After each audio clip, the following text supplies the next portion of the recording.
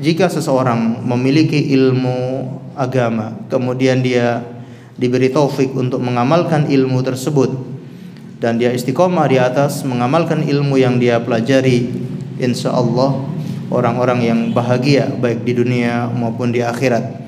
Mudah-mudahan kita termasuk orang-orang yang bisa memiliki ilmu dan mengamalkan ilmu yang kita pelajari. Amin ya rabbal alamin. Salawat dan taslim semoga tetap tercurahkan kepada junjungan kita Nabi besar Muhammad sallallahu alaihi wasallam, kepada seluruh keluarganya, para sahabatnya dan umatnya yang setia mengikuti tuntunannya sampai hari kiamat. Ma'asyiral muslimin wal muslimat, a'azani Allah wa iyyakum. Kita juga bersyukur akhirnya kita bisa kembali melanjutkan pengajian rutin di setiap hari Selasa, membahas kitab Riyadhus Shalihin, taman orang-orang soleh, yang mana sempat terhenti karena liburan hari raya, kemudian ada beberapa halangan, dan akhirnya kita bisa kembali melanjutkan pembahasan kitab yang mulia ini. Semoga dengan sama-sama mengkaji kitab ini semakin bertambah semangat, termotivasi untuk mengejar akhirat, untuk bersikap zuhud dalam kehidupan dunia dan tidak terlena dengan kehidupan dunia. Hadis-hadis yang dibawakan oleh Imam An-Nawawi mengajak kita semuanya untuk memperhatikan tujuan kita yang sebenarnya, yaitu untuk masuk surga dan agar terhindar dari api neraka. Dan orang-orang yang mendahului kita sudah memiliki atau sudah melewati jalan ini.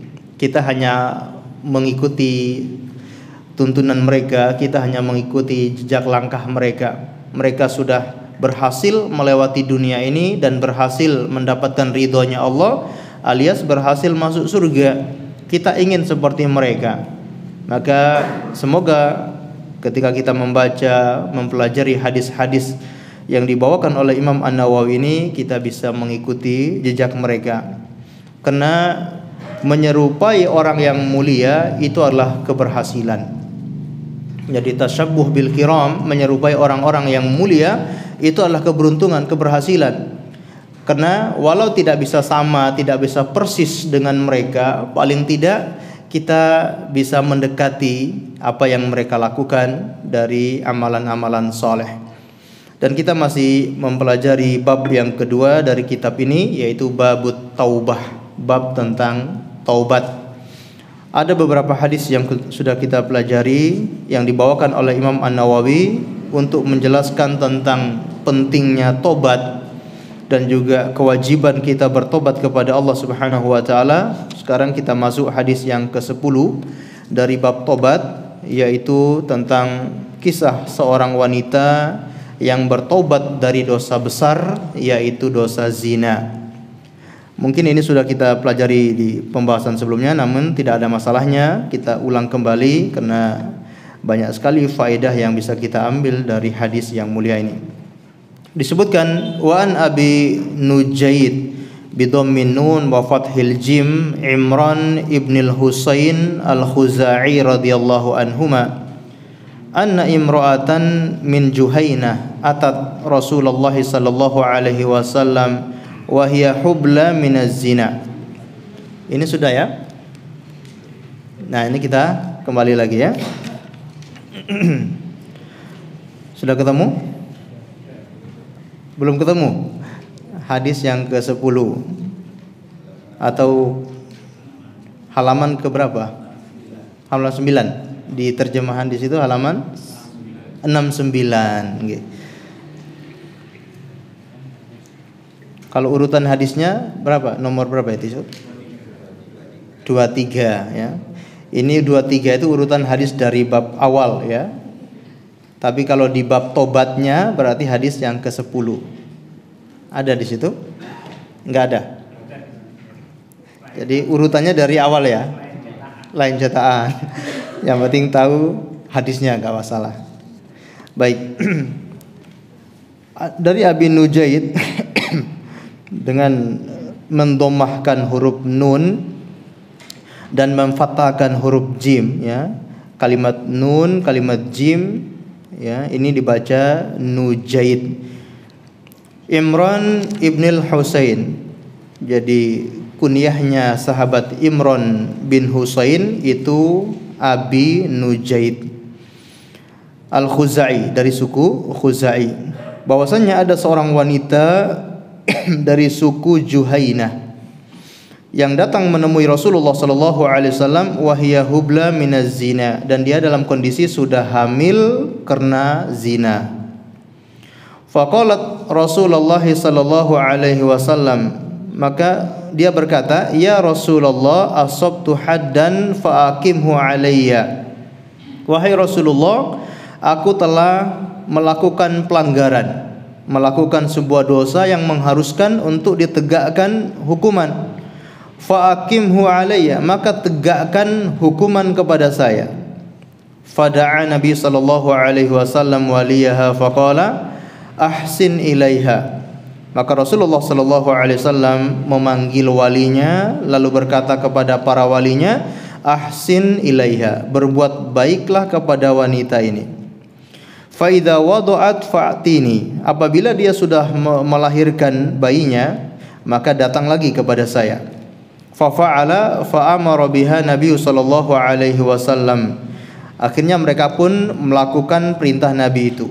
Setelah wanita ini dari suku mereka melahirkan, mereka pun mendatangi Nabi sallallahu alaihi wasallam kembali.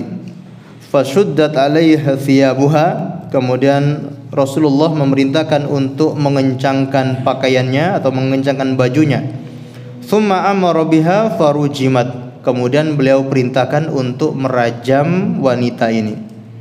Thumma shalla alayya faqala lahu Umar tusalli alaiha ya Rasulullah wa qad zanat.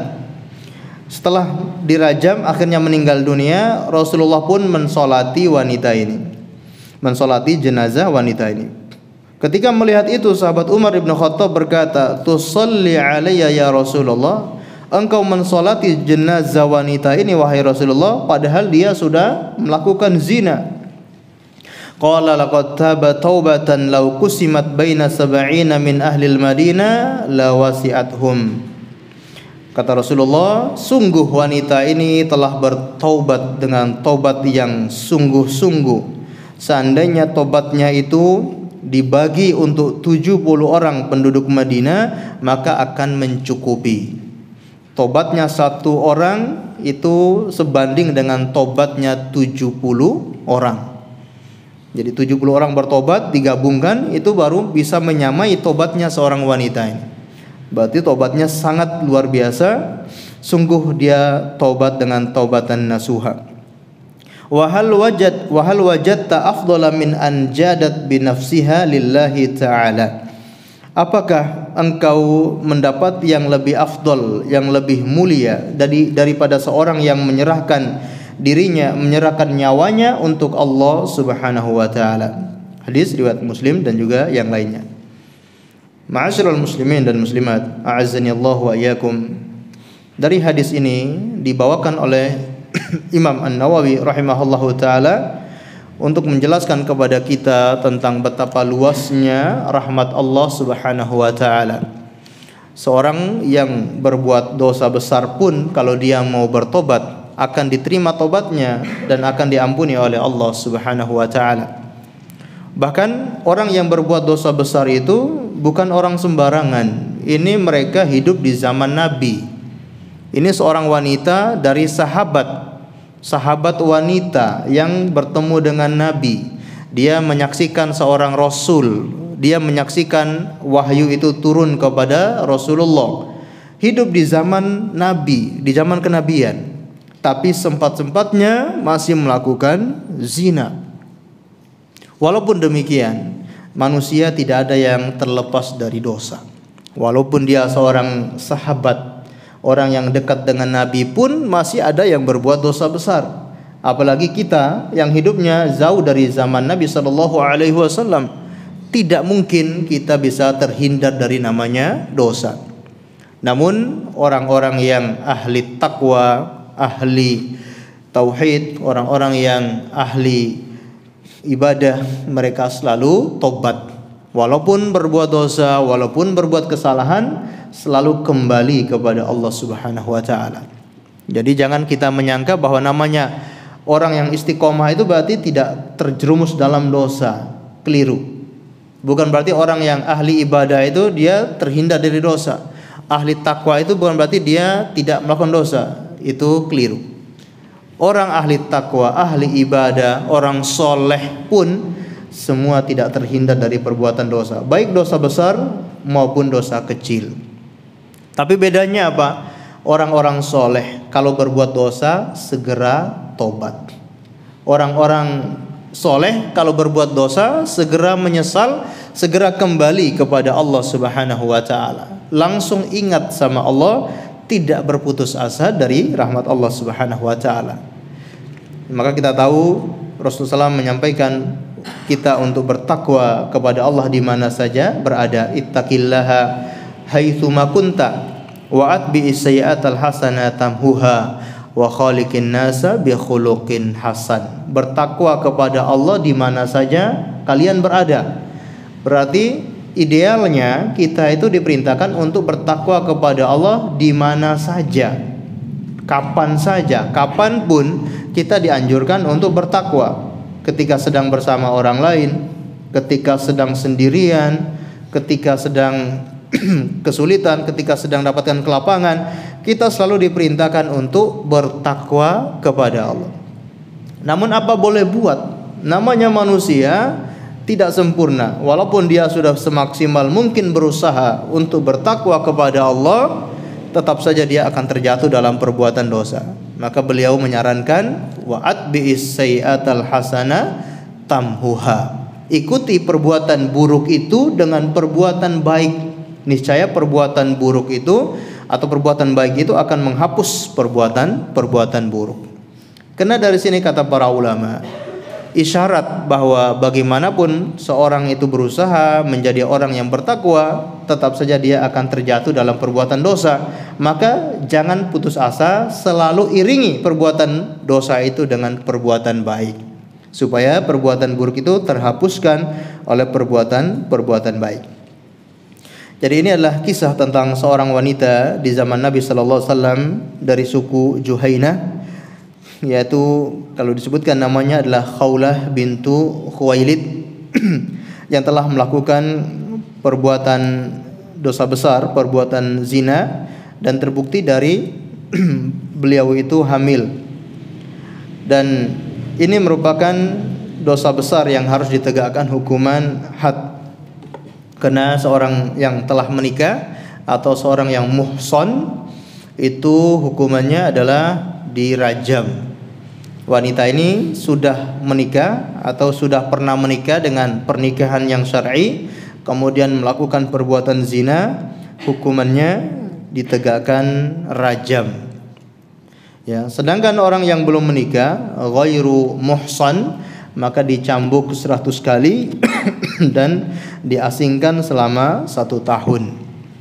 Diasingkan itu berarti kalau di zaman dulu diasingkan artinya dia dihindari atau dia diasingkan dari orang yang pernah melakukan zina dengan orang tersebut. Kalau dia zina di tempat ini, diasingkan tujuannya agar tidak ketemu dengan orang yang pernah berzina dengannya.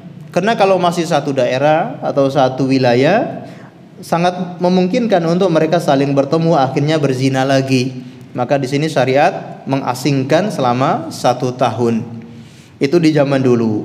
Kalau di zaman sekarang mengasingkannya itu dengan di penjara.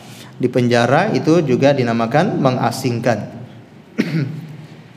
Lalu bagaimana proses untuk perajaman tersebut? Ya, kalau dalam syariat Islam untuk merajam orang yang berbuat zina, orang yang muhsan, maka ditanam badannya separuh sampai dada, kemudian dilempar dengan batu yang ukurannya sedang, tidak terlalu besar dan tidak terlalu kecil, sampai meninggal dunia. Jadi dilempar dengan batu. Di antara hikmahnya agar seluruh tubuhnya merasakan sakit, sebagaimana dia berzina itu seluruh tubuhnya merasakan kenikmatan. Maka dengan dirajam itu seluruh tubuhnya merasakan sakit. Dan itu tentunya akan menggugurkan dosanya di dunia ini. Dosa zinanya itu sudah digugurkan ketika ditegakkan hukuman tersebut. Di alam akhirat nanti tidak ada hukuman lagi bagi orang yang berzina kalau sudah ditegakkan hukuman rajam. Dan orang yang bertobat dengan tobatan nasuha, dia lebih memilih dihukum di dunia. Ya, ini juga membuktikan bagaimana wanita ini bertobat dengan tobat yang serius. Dia lebih memilih dihukum di dunia daripada dihukum di akhirat. Karena kalau dihukum di dunia tidak seberapa sakitnya daripada nanti dihukum di akhirat. Dia sangat khawatir dihukum di akhirat, maka dia memilih untuk dirajam. Bahkan orang yang berzina itu jangankan belum sampai di alam akhirat, di alam barzakh saja sudah mendapatkan hukuman.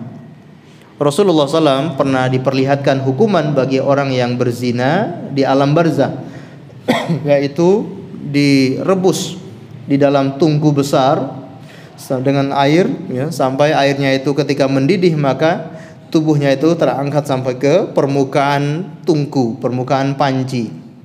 Ya, kemudian kalau didinginkan lagi dia turun, kemudian dipanaskan lagi dia naik ke permukaan. Seperti itu hukuman di alam barzakh. Belum lagi nanti hukuman di akhirat. Baik. Namun kalau seandainya seseorang itu bertobat kepada Allah, apakah dia harus minta untuk ditegakkan hukuman rajam? Ini terjadi ikhtilaf para ulama. Kalau dia sudah benar-benar bertobat kepada Allah, apakah harus dia itu menyerahkan dirinya, mengaku agar ditegakkan hukuman had? Kata para ulama, ya, ada dua kemungkinan. Kalau dia merasa dirinya tidak akan kembali lagi berbuat dosa itu, kalau dia sudah bertobat dengan tobat yang benar, tobat yang sungguh-sungguh, lalu dia merasa yakin tidak akan kembali berbuat zina lagi, maka tidak masalah, dia jangan ditegakkan, dia jangan menyerahkan dirinya ke hakim untuk ditegakkan hukuman. Tapi kalau dia merasa dia itu sulit untuk meninggalkan perbuatan zina, tidak masalah, dia mendatangi seorang hakim kemudian untuk ditegakkan hukuman had atau hukuman rajam. Dan itu bagi pemerintahan yang menerapkan hukum Islam. Tapi kalau di pemerintahan kita tidak ada hukuman rajam.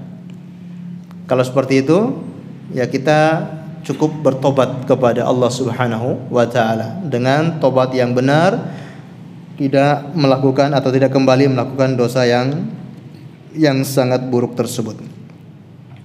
Baik.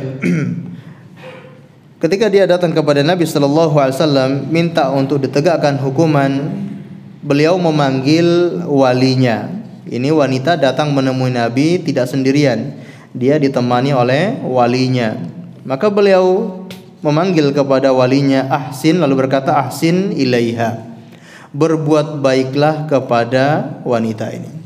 Masya Allah, ya, ini pelajaran penting ma'asyiral muslimin yang dimuliakan oleh Allah Azza wa Jalla, bahwa orang yang sudah berbuat dosa besar pun jangan dilecehkan, jangan dihina, jangan ditinggalkan, tapi sebaliknya berbuat baiklah kepada wanita ini, kepada orang yang berbuat dosa ini, karena itu lebih membuat dia punya harapan.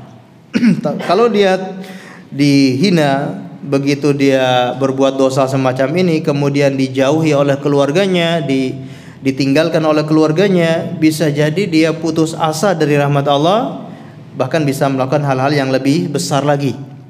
Ya, mungkin ada orang yang akhirnya bunuh diri karena mungkin ketahuan hamil, lalu keluarganya mengusirnya, ya mungkin dia tidak punya pilihan lagi, kemudian datang godaan setan, akhirnya dia menghabisi nyawanya. Dosanya lebih besar daripada dosa zina tadi. Bahkan mungkin ada yang akhirnya murtad dari agama Islam. Mungkin yang menghamilinya itu non muslim, lalu dia nggak punya pilihan lain. Kalau mau punya suami, kalau mau pindah agama, maka laki-laki ini mau bertanggung jawab. Seorang wanita ini karena sudah ditinggalkan sama keluarganya, sudah dimusuhi sama keluarganya, dia dalam keadaan hancur seperti itu, lalu ada tawaran, kalau mau pindah agama saja nanti saya akan menikahimu. Mungkin dia merasa itu lebih aman, harga dirinya juga bisa terjaga, dia tidak malu-malu banget gitu, tidak terlalu malu. Mungkin bisa jadi dia memutuskan untuk murtad, naudzubillah min dzalik. Nah, itu dosanya lebih besar daripada dosa zina. Orang yang berzina kalau dia bertobat kepada Allah, tobatnya diterima. Kalau dia seandainya meninggal dunia dalam keadaan berzina, masih ada kemungkinan untuk diampuni oleh Allah Subhanahu wa taala. Tapi kalau sudah murtad, pindah agama, kalau dia meninggal dunia, naudzubillahi min dzalik, dia akan kekal di dalam neraka selama-lamanya, tidak diampuni oleh Allah Subhanahu wa taala. Maka ini pelajaran bagi para wali, apabila kita menemui saudara kita atau keluarga kita yang ternyata diuji oleh Allah dengan perbuatan zina dan mungkin ketahuan hamil di luar nikah, maka jangan ditinggalkan. Tetap berbuat baik kepada wanita tersebut. Karena ini juga isyarat bahwa memang masalah perasaan, ya, masalah hati itu sangat sulit dihindari oleh seorang manusia. Wanita yang sampai berbuat zina itu berarti banyak sekali penyebabnya. Tidak semata-mata karena hawa nafsu. Kalau laki-laki berbuat zina itu ya karena hawa nafsu, rata-rata karena hawa nafsu. Tapi kalau wanita sampai berbuat zina itu bukan hanya karena hawa nafsu, karena ada hal atau ada sebab-sebab lain sampai wanita ini terjerumus dalam perbuatan zina, yaitu urusannya perasaan, urusannya masalah hati. Apalagi wanita ini adalah wanita yang muhsan, wanita yang sudah punya suami, sudah menikah, sampai berzina, itu bukan urusan nafsu, tapi urusannya adalah perasaan. Mungkin dia belum mendapatkan apa yang dia inginkan dari suaminya, hatinya ya tidak bisa, batinnya tidak bisa dia diperhatikan oleh suaminya, maka dia sampai akhirnya mendapatkan perhatian dari laki-laki lain sehingga sampai berbuat zina. Jadi bukan karena nafsu, ya, biasanya karena urusan perasaan. Ini pelajaran bagi kita wahai para suami untuk selalu menjaga perasaan istri, menjaga perasaan wanita, terutama yang sudah menikah, agar betul-betul seorang suami itu memiliki hati istrinya. Karena seorang wanita tidak hanya membutuhkan materi, tidak hanya lahiriah, tapi yang lebih dibutuhkan juga adalah bagian perasaannya. Kalau perasaannya sudah dimiliki oleh suaminya, insya Allah wanita itu akan terjaga, dia akan nyaman dengan suaminya, tidak nyaman dengan orang lain. Maka perlu diperbaiki, perlu dibaiki apabila ada seorang wanita yang berbuat zina, karena banyak sekali faktor ya yang menyebabkan wanita itu zina. Karena fitrahnya wanita itu pemalu, fitrahnya wanita itu tidak mengedepankan nafsu, berbeda dengan laki-laki yang dominannya adalah nafsu. Tapi wanita itu bukan dominannya nafsu, tapi kalau perasaannya dimiliki, maka bisa dia menyerahkan apa saja yang dia miliki. Allahu a'lam bishawab. Jadi ini Rasulullah memerintahkan untuk berbuat baik kepada wanita tersebut. Kemudian kata beliau, apabila dia sudah melahirkan anaknya, maka datang kembali kepada beliau. Karena kalau masih hamil lalu ditegakkan hukuman rajam, nanti akan membunuh ibunya dan juga membunuh anaknya, padahal anaknya itu tidak bersalah. Ya, tidak berdosa anaknya, yang berdosa itu orang tuanya. Sehingga beliau memerintahkan untuk ditinggalkan sampai melahirkan terlebih dahulu. Dalam beberapa riwayat disebutkan sampai dia menyusui wanita ini, menyusui anaknya, sampai anaknya sudah bisa makan makanan selain air susu, barulah ditegakkan hukuman rajam. Kemudian fasuddat 'alaiha thiyabuha thumma amara biha farujimat. Ya, beliau memerintahkan untuk mengencangkan kainnya agar ketika dirajam itu tidak sampai tersingkap aurat dari wanita itu. Kemudian beliau perintahkan untuk dirajam.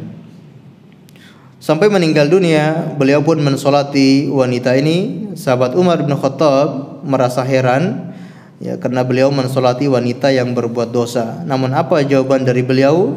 Sangat luar biasa. Beliau tahu bagaimana wanita ini tobat dengan tobat yang benar. Seandainya tobatnya itu dibagi untuk 70 orang ahli Madinah, itu akan mencukupi mereka. Karena dia telah menyerahkan dirinya, menyerahkan nyawanya untuk Allah Subhanahu wa taala. Ya, ini sama saja dengan orang ini sedang berjihad di jalan Allah Subhanahu wa taala. Seandainya dia diam-diam, tidak menyerahkan dirinya, lalu dia bertobat kepada Allah, sudah cukup. Tidak ditegakkan hukuman rajam pun sudah cukup. Dia sudah tobat dan tobatnya diterima oleh Allah, dosa-dosanya diampuni oleh Allah Subhanahu wa taala. Tapi untuk mendukung tobatnya yang serius itu, dia menyerahkan nyawanya untuk rajam, ya, menyerahkan nyawanya atau menyerahkan dirinya untuk dibunuh agar dia yakin kalau dia sudah suci, dosa-dosanya telah dibersihkan oleh Allah Subhanahu wa taala. Baik, ma'asyiral muslimin dan muslimat, a'azani Allah wa iyyakum. Ada beberapa perkara yang perlu kita sampaikan tentang masalah rajam ini. Di antaranya adalah yang berhak untuk merajam itu bukan individu. Yang bertugas untuk merajam itu adalah pemerintah, ya. Itulah mereka yang berhak untuk merajam. Jadi tidak boleh seorang wali ketika ada keluarganya yang berzina lalu dia menegakkan hukuman rajam, hukuman had, ini tidak diperbolehkan. Karena ini adalah khusus tugasnya pemerintah. Pemerintah baik dari tingkat bawah sampai tingkat atas. Apakah seorang kepala negara, apakah seorang gubernur, seorang wali kota, apa seorang bupati, atau seorang kepala kecamatan atau kepala desa, ya, sampai tingkat bawah, ini merekalah yang berhak untuk melakukan hukuman rajam tersebut. Kalau tiap individu maka tidak diperbolehkan. Di antara pendapat Syekhul Islam Ibnu Taimiyah, beliau termasuk yang membolehkan untuk rajam tanpa melalui pemerintah, tapi dengan persyaratan yang sangat ketat, ya. Di antara persyaratannya yaitu untuk menegakkan amar ma'ruf nahi mungkar. Seandainya pemerintah tidak menegakkan hukuman had, hukuman syariat, maka masyarakat boleh menegakkannya, tapi dengan syarat tidak menimbulkan kemungkaran yang lebih besar, ya. Tidak menimbulkan kemungkaran yang lebih besar. Kemudian di antara persyaratan yang lain, diizinkan oleh pemerintah, ya, tidak menimbulkan kemungkaran yang lebih besar dan juga diizinkan. Tapi kalau ada peraturan tidak boleh main hakim setiap individu, maka tidak diperbolehkan. Kemudian di antara para hakim itu sebagian menegakkan hukuman, maka sudah mewakili sebagian yang lain. Tadi kita jelaskan pemerintah itu bertingkat-tingkat dari tingkat atas sampai tingkat bawah. Seandainya dari tingkat bawah sudah menegakkan hukuman, maka itu sudah mewakili. Maka sekarang ini seandainya ada sebuah wilayah yang mengajukan peraturan rajam, tidak masalah, ya. Maka itu sudah dianggap bisa boleh untuk menegakkan hukuman rajam. Ada peraturan untuk masing-masing wilayah. Apa namanya? Perda, ya. Betul, peraturan daerah, ya. Mungkin sebagian wilayah bisa mengajukan peraturan itu, seperti di Aceh misalkan, mereka mengajukan untuk hukuman cambuk, hukuman rajam ataupun hukuman yang lain. Allahu a'lam bissawab. Ini hadis yang kita pelajari, kemudian kita lanjutkan hadis yang lain. Hadis yang ke-11. Wa an Ibnu Abbas radhiyallahu anhuma anna Rasulullah sallallahu alaihi wasallam qala law anna li ibni adam wadiyan min dhahabin ahabba an yakuna lahu wadiyani wa lan yamla fahu illa turab wa yatubullahu ala man tab. Muttafaqun alaih. Dari Ibnu Abbas radhiyallahu anhuma bahwasanya Rasulullah sallallahu alaihi wasallam bersabda, seandainya seorang anak Adam, seorang manusia itu memiliki satu lembah emas, maka dia akan suka untuk memiliki dua lembah emas, dan tidak akan memenuhi atau menutupi mulutnya itu kecuali tanah. Wa yatubullahu ala man tab, dan Allah Subhanahu wa taala menerima tobat bagi siapa yang Allah kehendaki, atau bagi siapa yang mau bertobat kepada Allah Subhanahu wa taala. Ini juga hadis yang dibawakan oleh Imam An-Nawawi rahimahullah taala di dalam bab tobat untuk menjelaskan bahwa di antara fitnah terbesar manusia adalah harta. Dan manusia sudah difitrahkan oleh Allah untuk tergoda dengan harta. Ya, zuyina linnasi hubbus syahawat minan nisa. Difitrahkan, dibuat suka kepada manusia, yaitu cinta kepada wanita, cinta kepada anak-anak, cinta kepada harta benda, cinta kepada kuda-kuda, kendaraan-kendaraan pilihan, hewan-hewan, sawah ladang. Ini adalah fitrah manusia, sehingga manusia itu pengen memiliki harta sebanyak-banyaknya. Seandainya dia sudah punya harta banyak pun belum merasa cukup, dia pengen punya harta lebih banyak lagi. Di sini diibaratkan oleh Rasulullah, seandainya manusia punya satu lembah emas, jadi bukan satu lembah itu isinya kambing, bukan. Satu lembah itu isinya unta atau kambing, bukan, atau sapi, bukan. Satu lembah itu isinya apa? Emas semuanya. Emas itu memenuhi satu lembah.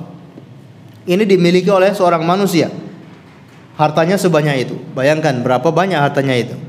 Walaupun demikian, namanya fitrah manusia pengen punya dua lembah emas.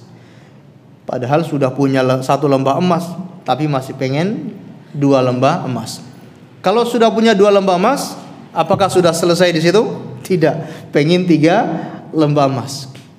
Sudah punya satu mobil, pengen punya 2 mobil. Sudah punya 2 mobil, pengen 3 mobil. Dan tidak berhenti sampai di situ. Sudah punya satu rumah, pengen punya 2 rumah. Sudah punya 2 rumah, pengen 3 rumah. Padahal yang ditempati cuma 1. Tapi keinginan untuk memiliki itu selalu bertambah. Dan tidak memandang umur. Bukan berarti semakin tua itu berarti keinginan memiliki semakin berkurang. Tidak menghalangi usia. Walaupun umurnya semakin tua, kalau hartanya semakin banyak, maka keinginan untuk menumpuk-numpuk harta itu selalu ada. Karena itu adalah fitrahnya manusia. Namun walaupun demikian, bagi siapa yang bertobat kepada Allah Subhanahu wa taala, akan diterima tobatnya oleh Allah Subhanahu wa taala. Mungkin awalnya dia sangat tergoda dengan dunia, hidupnya adalah untuk menghambur-hamburkan harta, dia gunakan hartanya untuk hal-hal yang maksiat, merasa hartanya banyak, tidak peduli, dia gunakan untuk apa saja. Atau untuk mendapatkan harta itu pun dia tidak peduli dengan cara yang halal ataupun yang haram. Karena sudah pengen dapat harta yang banyak, caranya mungkin dengan cara yang tidak halal. Bisa dengan menipu orang, bisa dengan merampas harta orang lain, atau kebijakan-kebijakan yang dia bikin untuk mementingkan dirinya sendiri, atau dengan korupsi, dia dikasih tanggung jawab untuk menjalankan tugas memelihara atau memelihara harta masyarakat, malah dia habisi, dia gunakan untuk kepentingan sendiri.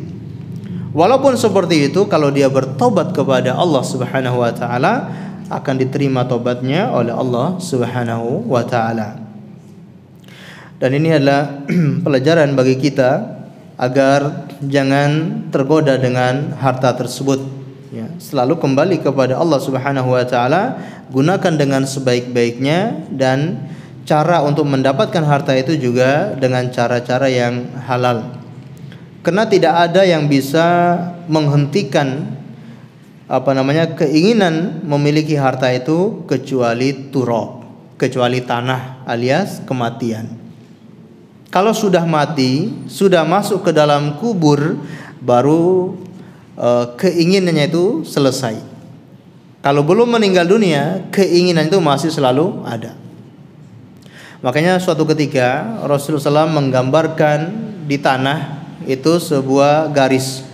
Kemudian beliau menggambarkan ya kotak ya, garis yang bergaris kotak, kemudian beliau garis di tengah dengan garis yang panjang melebihi kotak tersebut atau garis kotak tersebut. Lalu beliau berkata, kotak ini adalah jatahnya manusia, ya, jatahnya manusia termasuk jatah umur manusia. Sedangkan garis yang panjang melebihi kotak ini adalah keinginannya manusia. Keinginan punya harta, keinginan untuk ini, keinginan untuk itu tidak akan pernah berhenti ya kecuali kematian. Allah Subhanahu wa taala menggambarkan itu dalam surat At-Takatsur. Ya. Yaitu apa? At-Takatsur. Gimana bunyinya? Hatta zurtumul maqabir, alhaaku muttakatsur. Ya, celakalah muttakatsur, orang-orang yang memperbanyak harta, menumpuk-numpuk harta. Itu dikatakan oleh Allah celaka. Binasa orang yang menumpuk-numpuk hartanya. Karena dia tidak akan selesai menumpuk-numpuk harta itu hatta zurtumul maqabir, sampai mereka masuk ke dalam kuburan, baru dia selesai menumpuk hartanya. Kalau belum masuk kuburan, walaupun dalam kondisi sakit pun, ya, kalau dia masih bisa mengumpulkan harta, dia akan mengumpulkan harta. Maka benar kata Rasulullah SAW di sini, tidak akan yang menghalanginya kecuali turab, kecuali tanah. Ini juga menjadi peringatan bagi kita bahwa sebanyak apapun harta yang kita tumpuk, yang kita cari, ujung-ujungnya kita akan meninggalkan harta itu. Ujung-ujungnya kita akan selesai menikmati harta yang kita kumpulkan, yaitu kematian. Harta yang kita kumpulkan tidak bisa dibawa ke alam kubur kecuali yang digunakan di jalan Allah Subhanahu wa taala. Maka jangan sampai terpedaya dengan harta yang dimiliki. Lalu di sini motivasi dari beliau agar kita bertobat kepada Allah Subhanahu wa taala, menggunakan harta dengan sebaik-baiknya agar harta itu bisa bermanfaat. Allahu alam bissawab. Baik, sudah masuk atau belum? Kalau sudah, mungkin kita dengarkan azan terlebih dahulu, kemudian kita bacakan satu hadis yang terakhir dari bab taubah insyaallah.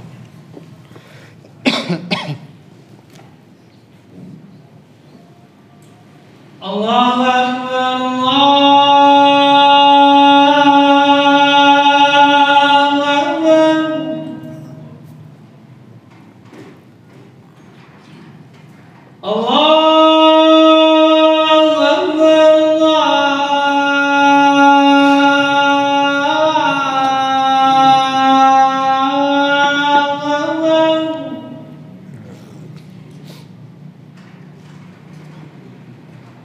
Asyhadu an la ilaha illallah.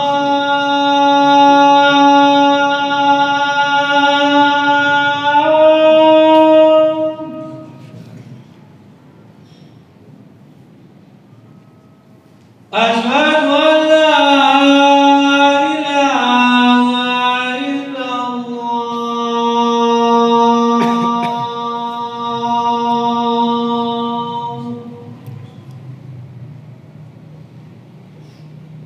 Asyhadu anna Muhammadan Rasulullah.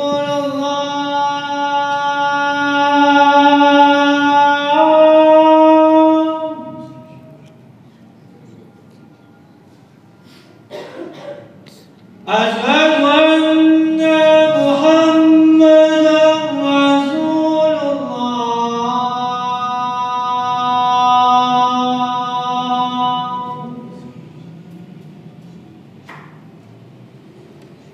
Hayya 'alas shalah.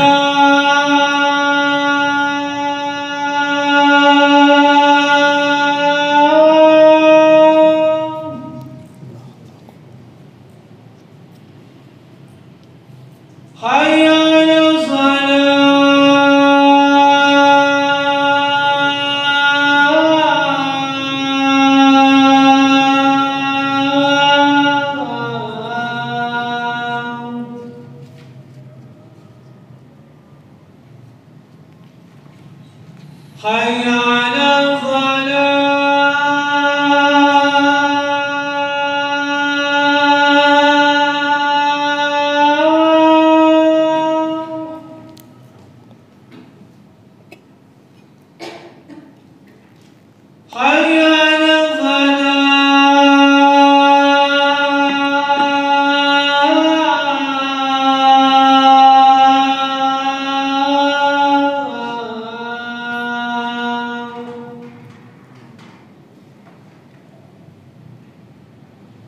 Allahu Akbar.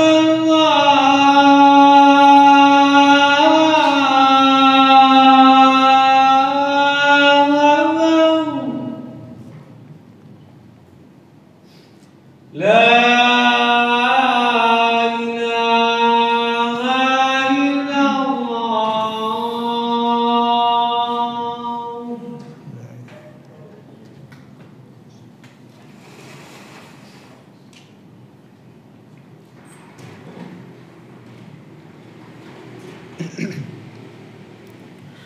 Baik. Ma'asyiral muslimin wal muslimat, azani Allah wa iyyakum.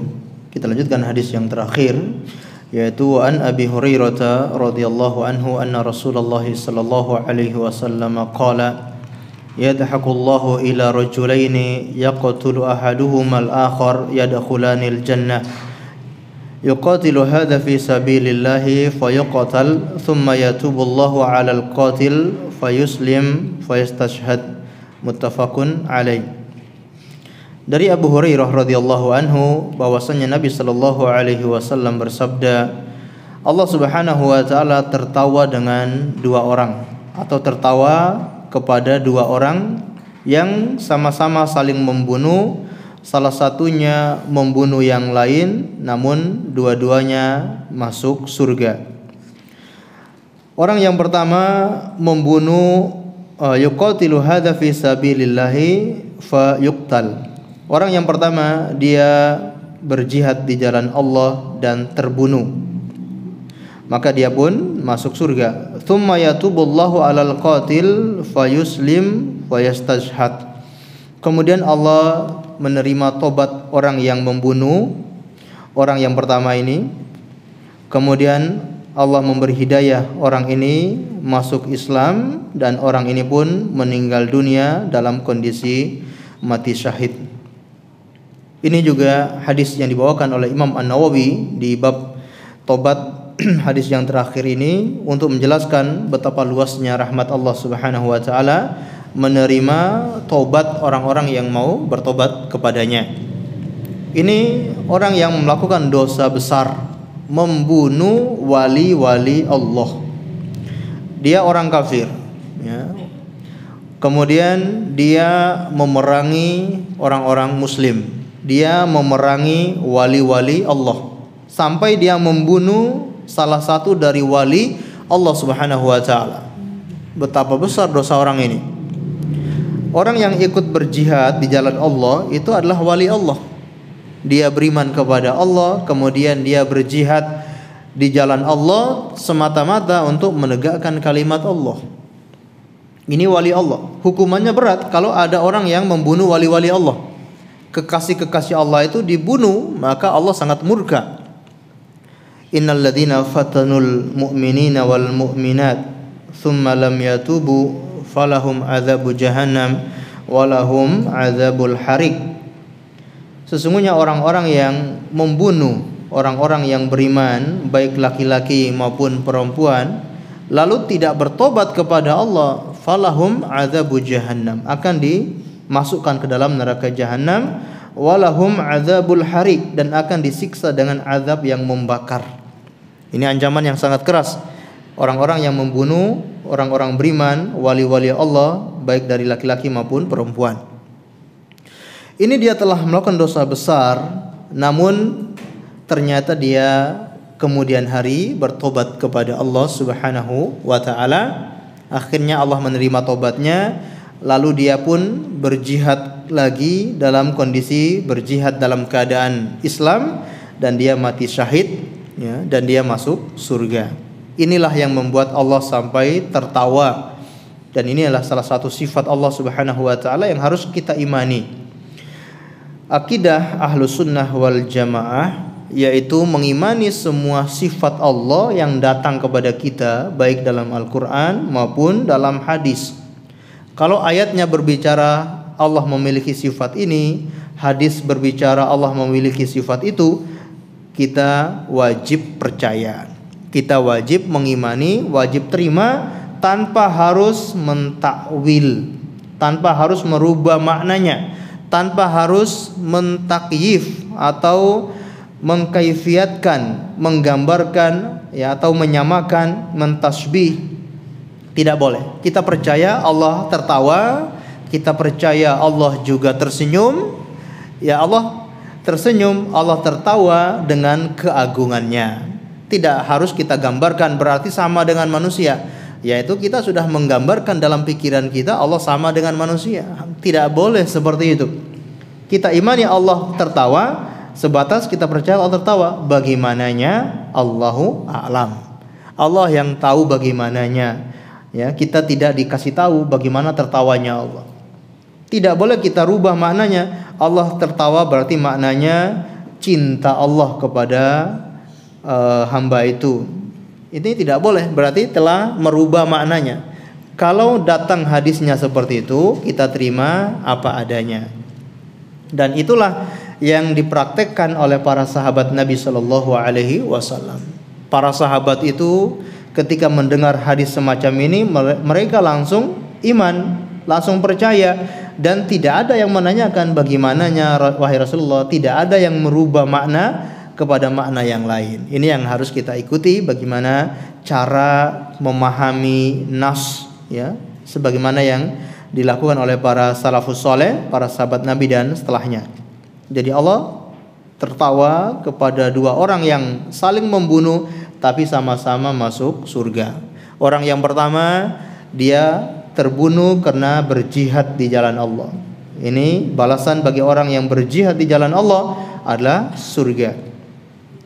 Kemudian orang kafir ini, dia yang membunuh orang muslim tadi akhirnya masuk Islam, lalu dia berjihad lagi dan dia pun terbunuh dalam peperangan di jalan Allah. Maka ketika di akhirat mereka dua bertemu, ya.